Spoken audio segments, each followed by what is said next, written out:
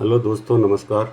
मैं प्रभु अग्रवाल आप लोगों से मुखातिब हूँ। दोस्तों, आज काफ़ी दिनों के बाद मैंने एक विषय पर सोचा। हालांकि अभी तो पूरी दुनिया में जो युद्ध चल रहा है उसी का चर्चा हो रहा है बीच बीच में, लेकिन कुछ न कुछ सामाजिक विषय भी आती रहती है। अभी एक बहुत ही ज्वलंत मुद्दा आया था थोड़ी देर पहले। हालांकि वो विषय चर्चा के लायक नहीं है, बहुत ही एक गंदा विषय। एक पिक्चर आई है केडी द डेविल, और वट एवर इट में भी उसका कुछ साउथ इंडियन में नाम है केडी इंगिरा कड़ूर पुतुराई का उस पिक्चर है। उसमें गाने के ऊपर दोस्तों काफ़ी कंट्रोवर्सी हो रही है, काफ़ी बहस का मुद्दा बना है और काफ़ी इसकी चर्चा हो रही है इस न्यूज़ चैनल पे, वीडियो पे, यूट्यूब पे, सारे जगह सब कुछ। मैं उसके विषय में कुछ गाने के विषय में या कुछ उसका चर्चा नहीं करना चाहता। मैं ये सोच रहा था कि ये सब जो सेंसर बोर्ड से जो पास होती है, कोई भी चीज़, गाना हो, पिक्चर हो, सारी चीज़ों को सेंसर बोर्ड पास करती है। तो अभी प्रेजेंट में सरकार में जो प्रसून जोशी हैं, काफ़ी दिनों से सेंसर बोर्ड के अध्यक्ष बने हुए हैं। कभी उसमें अनुपम खेर भी हुआ करते थे, कभी कोई, बहुत किसी ज़माने में काफ़ी बड़ी बड़ी हस्तियाँ, फिल्म की नामी चीन हस्तियाँ होती थी उसमें, जो कि समझते थे कि कौन सी पिक्चरें दर्शकों के बीच में, देश की जनता के बीच में जाए, जिससे कुछ सामाजिक सद्भावना मिले या कुछ भी इस तरह का चीज़ हो। तो खैर, अभी जो सेंसर बोर्ड का क्या काम है कि वो जहाँ भी कुछ ऐसा आपत्तिजनक चीज़ हो उसको देखे काटे।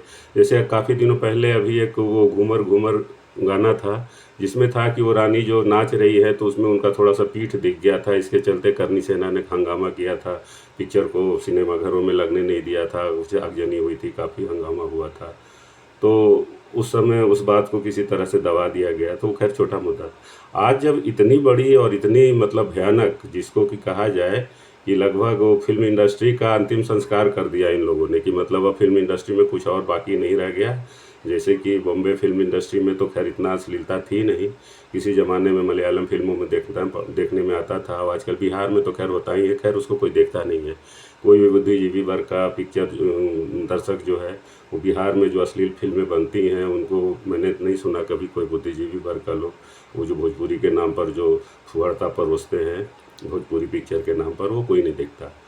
तो film industry, Bombay film industry और साउथ, ये दोनों ने मिल के इस पिक्चर में ऐसा खिचड़ी बना दिया है।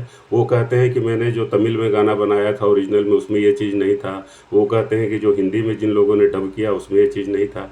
ये सब तो खैर कंट्रोवर्सी की बात है, लेकिन सबसे मुख्य मुद्दा है कि सेंसर बोर्ड क्यों पास करती है ऐसी चीज़ों को। तो इसका साफ और सीधा अर्थ है कि सरकार खुद इन चीज़ों को बढ़ावा देती है। अब चाहे किसी को अच्छा लगे या बुरा, ये तो सरकार की नीति होनी चाहिए ना, कि टीवी में या मोबाइल पे या कहीं भी कोई भी जो सूचना संचार माध्यम है, सूचना और प्रसारण मंत्रालय का बहुत बड़ा तंत्र है। इन लोग कुछ भी कर सकते हैं, कहीं भी किसी चीज़ को रोक लगा सकते हैं, काट सकते हैं, उस पर प्रतिबंध लगा सकते हैं। तो ये लोग क्या करते हैं, जो इन लोगों का मेन मुद्दा है कि जनता का, जो सीधा सीधे विपक्ष के नेता कभी कभी कहते हैं ना कि ध्यान भटकाना।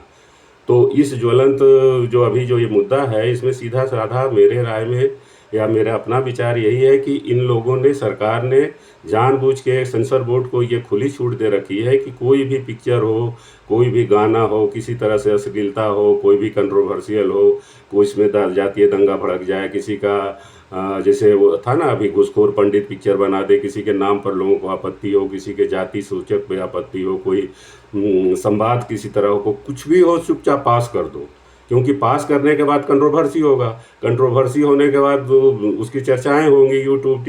अभी क्या इस गाने का जो सरके चुनरी है, इसका मैंने देख रहा था, मैं टीआरपी देख रहा था या व्यूअरशिप देख रहा था, जो एक छोटे छोटे लोग कैप्शन में बनाते हैं उस गाने का, जो अश्लील जो उसका कंटेंट्स है, उसको एक जो किसी ने डाला है उसको 2 करोड़ व्यूअर मिल गए। अब इसी तरह से आप 20-25 अगर उसके कंटेंट्स जो यूट्यूबर लोग डाल रहे हैं उसको जोड़ेंगे तो 10-15 करोड़ लोग तो उसको व्यू कर चुके होंगे। अगर ये लोग अपना कीमती समय 10 मिनट या 5 मिनट का एक फुहाड़ भद्दा गाना सुनने में लगा रहे हैं, अगर देश की यही जनता, अगर गैस और पेट्रोल और बिजली या जो कुछ भी समस्या देश के अंदर हो, अगर ये युवा वर्ग अगर उन चीज़ों पर अगर सरकार से सवाल पूछेगी तो इनको तो जवाब देना पड़ेगा। तो इनका तो मकसद है कि ध्यान भटकाना। जनता का ध्यान जो भी इस समय देश में महंगाई हो, बेरोजगारी हो, कुछ भी हो, सब चीज़ से अभी सबसे अच्छा सस्ता साधन यही है कि फिल्म के माध्यम से कोई भी चीज़ आएगा, हाउ हो हंगामा होगा चारों तरफ, न्यूज़, टीवी चैनल। अगर एक एक घंटा भी आप रख लीजिए तो भारत में 2000 चैनल है। अगर इस गाने के ऊपर अगर एक एक घंटा भी लोगों ने अगर व्यक्त किया, ये समय बिताया होगा, तो कितना टीआरपी उनको मिला और कितना पैसा देश का और कितना संचार माध्यम का जो यूजफुल माध्यम है, ये सशक्त माध्यम लोग कहते हैं। तो ये सशक्त माध्यम अब भारत का यही हो गया है। सरकार का एक नीति होता था किसी ज़माने में, जैसे इमरजेंसी के समय इंदिरा गांधी ने कुछ पिक्चरों पर, जैसे गर्म हवा एक पिक्चर बनी थी, आंधी बनी थी, किस्सा कुर्सी का था, उस पर रोक लगा दिया था। तो वो रोक इसलिए लगाया था कि उससे लोगों में भावनाएं भड़केगी, सरकार के खिलाफ कुछ हो। वो कम्युनिस्ट विचारधारा की पिक्चरें थी, जो उस तरह की सोशलिस्ट विचारधारा, तो उस पर लगाया था। और आज की सरकार है जस्ट उसके उल्टे नीति पे चल रही है। इनका है कि एकदम पूरा खुला छोड़ दो, कोई पे प्रतिबंध नहीं लगाना है, let the controversy should be arise, then we will. उसके बाद ये लोग पोस्टमार्टम करेंगे और उसको देखेंगे कि क्या होता है। अब मैं आता हूँ प्रसून जोशी पर। ये प्रसून जोशी को क्या हो गया था मुझे समझ में नहीं आता, जिनको अभी भारत रत्न, ये सॉरी, इनको वो पद्मश्री भी मिल चुका है, कितने नेशनल फिल्म पुरस्कार इनको मिल चुके हैं, फिल्म फेयर कितना मिल चुके हैं। इन्होंने फना, रंग दे बसंती, तारे ज़मीन पर, ब्लैक, गजनी, भाग मिल्खा भाग, दिल्ली सिख जैसे न जाने कितनी बढ़िया बढ़िया पिक्चरों में इनका योगदान रहा है। कभी किसी में लिरिस्ट रहे हैं, किसी में म्यूजिक डायरेक्टर रहे हैं, किसी में ये गाना लिखे हैं, कहानी लिखे हैं। प्रसून जोशी जैसे लोग, उनको समझ में नहीं आता, जो व्यक्ति ने ये गाना लिखा कि अंधेरे से डरता नहीं माँ, तारे ज़मीन पे फिर भी डरता हूँ मैं माँ, वो गाना है। या रंग दे बसंती का जो जिसमें शहीद हो जाता है बेटा, वहीदा रहमान उसमें एक कलाकार थी जो गाना गाती है जो पीछे से गाना आता है कि लुका छिपी बहुत हुई, सामने आ जा। ये सब गाने जब कभी रियलिटी शो में लोग गाते हैं तो गाने वाले तो रोने ही लगते हैं, और जो कि दर्शक है, श्रोता है, सारे रोने। तो इस लेवल के कलाकार जो उनको बैठाया गया है, इनको समझ में नहीं आया कि तुम जो ये गाना बनाए हो कि अंधेरे से डरता हूँ मैं माँ, और तुम ये जो चुंदरी सरकाने उठाने की बात करते हो, तुमको शर्म नहीं आया कि ये गाना पास हो रहा है? ये तुम्हारे नज़र से नीचे से निकला है ना जी, अंधे थे तुम। मैं तो मानता हूँ कि इनके जगह पर अगर कोई, अगर अनुपम खेर जैसा या कोई भी थोड़ा सा अपना आत्मसम्मान वाला अगर आदमी बैठा होता सेंसर बोर्ड में, तो उस गाने को पास नहीं करता, रिजाइन भले कर देता। या कोई कलाकार जो गाने के लिए जो ये गाना गाइए, क्या मंगली है, कौन सी है, पता बेहुदा कलाकार है, इसको जब हिंदी डबिंग तुमको गाने के लिए बोला गया तो तुमको समझ में नहीं आया? तुम ये गाना अपने माँ को जाके सुनाओगी कि देखो मम्मी मम्मी आज मैंने ये गाना गाया है पिक्चर में? वो गाना गा के अपनी माँ बाप को सुनाएगी? तो तुम लोग को समझे, ये खाली बकवास करने वाली बात है। सारे सब मिली जुली ये रहती है, ये कंट्रोवर्सी को खूब पैदा करो, टीआरपी बढ़ेगा। पिक्चर जब 10-12 करोड़ लोग ऐसे ही इनके गाना सुन लिए हैं तो पिक्चर लगेगी तो पता नहीं कितने लोग देखेंगे। फिर इसके लिरिस्ट जो हैं, गीतकार रकीब आलम, पता नहीं, मेरे ख्याल से तो इनका नाम मैंने सुना नहीं कि बॉम्बे फिल्म इंडस्ट्री के हो, साउथ के ही होंगे। तो ये इन्होंने कैसे लिखा, फिर ये कैसे मतलब इन लोगों ने पास किया, ये समझ में नहीं आता। बॉम्बे फिल्म इंडस्ट्री के तो ऐसे नहीं है। हमारे बॉम्बे फिल्म इंडस्ट्री के तो जो हुए हैं बड़े बड़े, साहिर लुधियानवी, शैलेंद्र, शकील बदायूनी, आनंद बख्शी, गुलजार, कैफी आजमी, मजरू सुल्तानपुरी, जावेद अख्तर, इतने बड़े बड़े जो संगीतकार, जो गीतकार हैं, जो गीत लिखे हैं, जिनके गाना आज भी युवा पीढ़ी भी सुनती है और नौजवान पीढ़ी भी सुनती है और सब सुनते हैं। आइए जो गंदा बेहुदा और झूठ पटांग बनाते हैं, ज़्यादातर आजकल जो ऑटो चालक होते हैं, ये सब गाना को फुल वॉल्यूम में बजा के सुनते हैं। लेबर क्लास के लोग सुनते हैं, चाहे जैसे हमारे यहाँ भोजपुरी पिक्चरें बनती हैं, कोई भी प्रबुद्ध वर्ग का लोग देखता है ना, उसको सुनना चाहता है।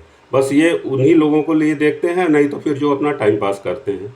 इनको समझ में नहीं आता फिल्म इंडस्ट्री का क्या संस्कार रहा है, हमारे फिल्म इंडस्ट्री का कितने समाज में परिवर्तन इन्होंने देखा है। मजरू सुल्तानपुरी सब ने कितने बड़े बड़े परिवर्तन को देखा है देश की आज़ादी के संदर्भ में, या कहा कितने बड़े बड़े गीतकार ने इन सब विषयों पर कैसे कैसे गाने बनाए हैं, कैसे कैसे गाना लिखा गया है। लता मंगेशकर, आशा भोसले, इन लोगों को कहा जाएगा ये जो मंगली गाई है कि कोई ये गाना तुम जाके गा दो तो गा देंगे क्या? तो ये सबसे बकवास की बातें हैं, ये सब कुछ नहीं है। ये सब जो है एक सरकार की सोची समझी नीति रहती है कि late the controversy should be arise, और उसके बाद जब कंट्रोवर्सी होगा तो उसके बाद उसके लिपा पोती मलहम लगाते रहेंगे। ये इसको उस पर प्रतिबंध लगाओ, उस पर रोक लगाओ, इसको हटाओ, उसको ये करो। मैं तो पहले पहले तो फिर इन लोगों जो भी पिक्चर बनाए, डायरेक्टर कोई है प्रेम, इनको इन लोगों हैं, फिर म्यूजिक कंपोज बाय अर्जुन जानिया, एडिटर हैं विलियम डेविड कोई एंड कोई संकेत आचार, लिरिस्ट रकीब आलम, जो सिंगर हैं मांगली, इन सब के ऊपर मैं थूकना भी नहीं चाहता। और इन लोगों को धिक्कार है कि इन लोगों ने बॉम्बे फिल्म इंडस्ट्री, जो कि एक ज़माने में हमारे यहाँ मदर इंडिया और कैसी कैसी पिक्चरें बनती थी, उस फिल्म इंडस्ट्री को इन्होंने कलंकित करने का काम किया है, नापाक करने का काम किया है। इनको शर्म से चुल्लू भर पानी में डूब के मर जाना चाहिए। ये गाना काट दिया तो क्या हुआ, जितना कटा हुआ भाग गए, उसको जितने लोग देख चुके हैं, वो तो ओरिजिनल में अगर बिना कुछ हुए अगर रिलीज होता उतना वो भी नहीं देखते, मुश्किल से 2-4 लाख लोग देखते या नहीं भी देखते। लेकिन ये सब तो कंट्रोवर्सी पैदा करके तुम यूट्यूब में और चारों तरफ उसको डाल दिए, चारों तरफ लोग देख रहे हैं, मजाक कर रहे हैं।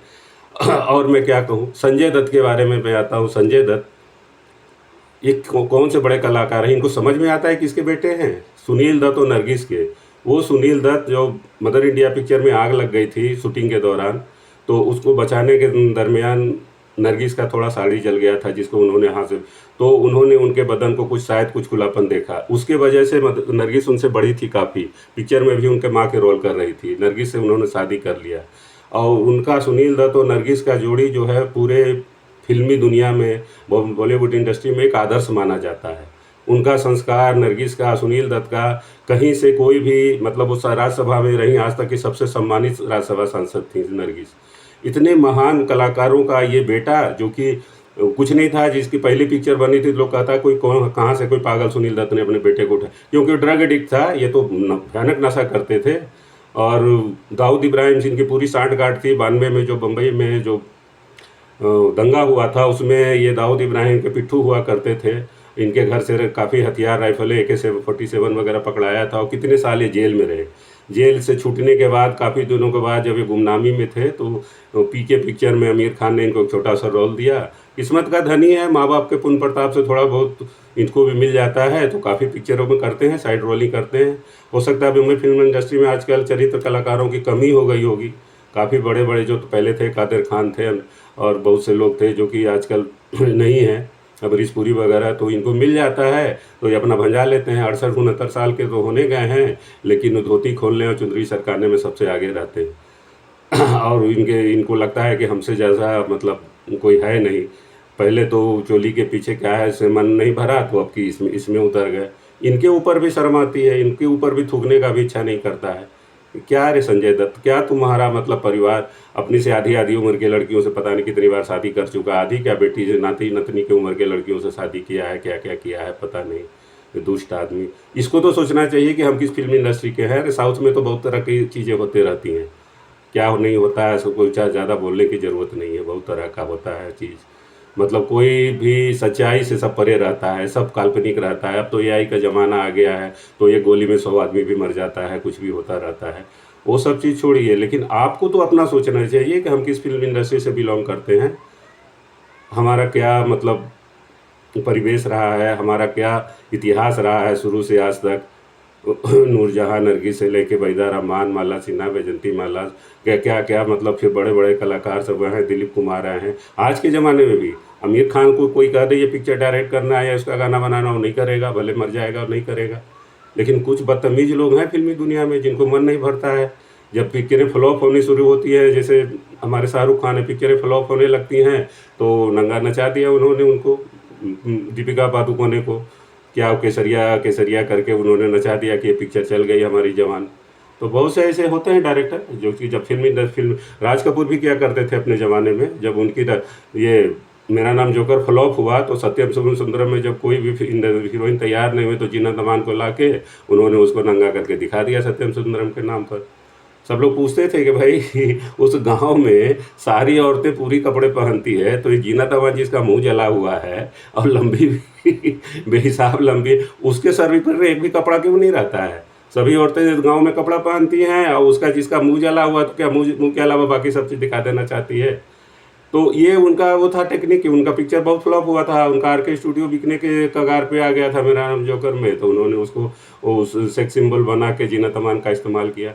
तो ये सब डायरेक्टरों का रहता है, लेकिन फिर भी एक सीमा के अंदर सब चल रहा था। लेकिन आज के ज़माने में सब सीमा लांग गए लोग, और जो भी फिल्मी दुनिया से जुड़े लोग हैं, बहुत से लोग हैं जो बचपन से पिक्चरों में और बॉलीवुड की पिक्चर देख देख के बहुत से लोग बड़े हुए हैं। उसमें बहुत तरह की चीज़ें आती है, सामाजिक क्रांति की रहती है, मनोरंजन भी रहता था। पहले के पिक्चरों में लोग घर परिवार साथ में लोग जाते थे पिकनिक की तरह। जब टीवी नहीं हुआ करता था, मोबाइल नहीं हुआ करता था, तो बहुत ही सशक्त माध्यम था। उसमें बहुत सी चीज़ें दिखाई जाती थी, गाने भी होते थे, अच्छे अच्छे गाने होते थे, लिरिक्स राइटर अच्छे होते थे। ये आज के ज़माने में देखने के बाद लगेगा कि पर्दा फाड़ दें, या जो लिखने वाला है, जो गाने वाला है, अगर सामने आ जाए तो उसका गला दबा दें। तो ऐसे ऐसे माहौल में ये फिल्म इंडस्ट्री का एक तरह से अंतिम संस्कार इन लोगों ने किया है, और ये बहुत ही दुख की बात है। और सरकार का इसमें बहुत योगदान है, खास करके सेंसर बोर्ड का। अगर आप सेंसर बोर्ड को सशक्त नहीं बना सकते हैं तो please close the sensor board. हमारा यही अनुरोध है, सेंसर बोर्ड को बंद कर दीजिए। अब कुछ भी दिखाता है दिखाने दीजिए, टीआरपी बढ़ेगा। और जब है ना, late the controversy should arise, जब कंट्रोवर्सी होगा तो उसको बाद में लिपापोती कर दीजिएगा। आजकल तो भाई संचार माध्यम में और नेट पर तो सब कुछ है। आप तर्क देने वाले यही देंगे ना कि नेट पर तो सब कुछ है, तो फिर सब कुछ फिर फिल्म इंडस्ट्री में भी होना चाहिए, फिल्मों में भी सब कुछ दिखाइए ना। कौन किसने रोका है? आपको तो बस ध्यान भटकाना है जनता का मुख्य मुद्दा से, और उसके बाद मतलब आग लगा के तमाशा देखना है। दोस्तों बस इस वीडियो लंबा हो जाएगा, इसीलिए मैं इस विषय को समाप्त करता हूँ। नमस्कार। अगर आपको अच्छा लगे तो देखिए, सब्सक्राइब कीजिए, या जैसा हो कमेंट कीजिएगा। नमस्कार।